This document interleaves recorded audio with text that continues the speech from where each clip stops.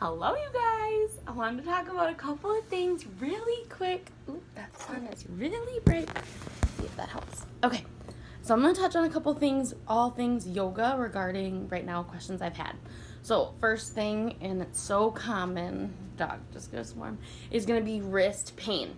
If you are in your yoga practice and your wrists hurt, do not push through. Do things off of your wrist. So for example, if you're just like tired altogether and your wrist hurt, just come down. Oh, goody, goody. If I could have some space. Hi. All right, I'm gonna need a little bit more. You don't fit anywhere, honey. You're too big. Okay. So just come down on the ground. Say you're in a plank and your wrists hurt. Put your knees down and you're like, I'm just tired, I need a break anyway. Come down on your knees and do wrist circles, kind of strengthening of the wrist is even just flexing your hands in and out like this. You can see that, right? What else? And kind of bringing your hands forward and act as if you're opening doorknobs. This is also really good for your wrists. Something that's a little bit more intense, or you actually make it as intense as you want. So you're coming down on tabletop, hands and knees, right? And if you were to flip your wrists, fingertips pointed towards you, the closer the hands are to your knees, the less intense that your core is taking more of it. Thank you. Okay. Barricade out the dog. So the closer that your wrists, hands are to your knees, the less intense. The further away, the more intense. So even just putting your hands right by your knees and just finding a little bit of a stretch. And you can kind of keep moving around. You can play with the idea of fingertips out. You can play with fingertips forward. Just make it a really slow, subtle, because like even me, this kind of hurts. So I'm just doing it really softly. I'm not putting all my weight down. Like the more weight I do, the more successful I am. It doesn't work like that, right? And then once you do that, you're going to want to kind of take even more of a break. Never shake out the wrists. There's just so many delicate little bones in there. It's just kind of pointless to just kind of disrupt them like that. And when I say pointless, everybody's very different. But just for me personally and any of my training, that just hasn't been successful for me. Another option, if you just want to keep going because you're not fatigued, it's just your wrists, would be when they're in plank, you're lowering down on your forearms and you're doing forearm planks, all right? But often too for you guys, I'm way more interested in you building your arms successfully instead of dumping into your belly like in planks. So my belly's on the ground right now, if you're wondering. So when she says bringing you guys into a plank, unless you've been doing yoga for consistently for 2 to 3, well, probably 1 to 2 months, I would say at least, your knees should be down on the ground. For example, I'm 5 months postnatal and I've been doing yoga consistently for a month and a half. My knees just started lifting off the ground sometimes. Knees are on the ground and you're making, let's see if I can do it like this. There we go.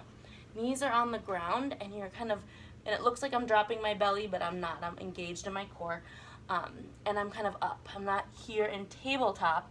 I'm in a plank, but my knees are just down. Okay, that way it allows you to build that 90-degree bend in your elbow instead of kind of dumping in weird spots and doing all sorts of weird things. Then the last thing I wanted to talk about was down dog, because this is again the hand placement. Same with plank pose too. You always want to kind of press into your knuckles on the ground. Let's see, this is a good view for you guys of my hands.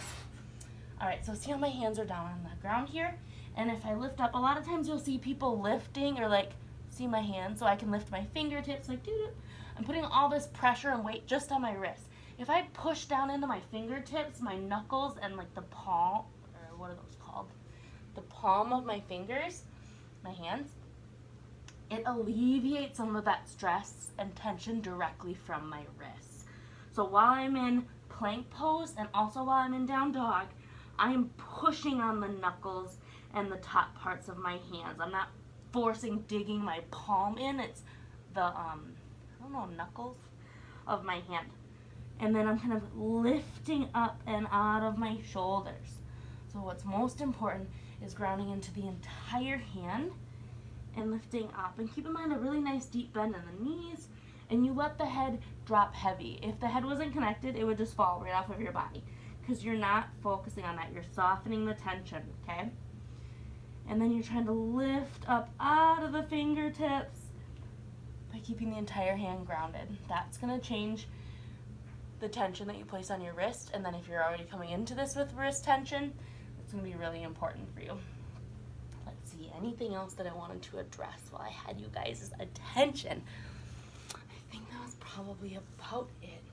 Do not underestimate resting, okay? If you're in a practice and you're feeling fatigued, you're feeling down, the most important part is to just be able to sit there and have that breath. And when I say that breath, literally it's just, if you're moving with the instructor and you start to, feel free to stop wherever you are and just come back to collecting. I still will do a flow and I'll start to have that huffing and puffing, bring it back down, all right? And then the other thing that kind of might help make your yoga a little bit more fun is focusing on softening the shoulders. Imagine I'm coming behind you in your practice, and if I touch your shoulders, what happens? So if someone were to touch my shoulders right now, I can feel them melt down, especially in Warrior Twos where your arms are out and stretched. Dropping the shoulders down can feel really good. All right, and just know that you guys are absolutely amazing, and you're doing everything, and it's just... even if you get behind a day, make up for it. You can do this. If you ever feel like giving up, lean into your group, message me. We have you taken care of. And then make sure you're taking something after your post-workout, whether that is your Shakeology or if you're doing the Recover protein, something after, unless you eat right before a workout, and then it wouldn't be as important, but just getting some fuel in you right away. I think that's it. Have an amazing day, you guys.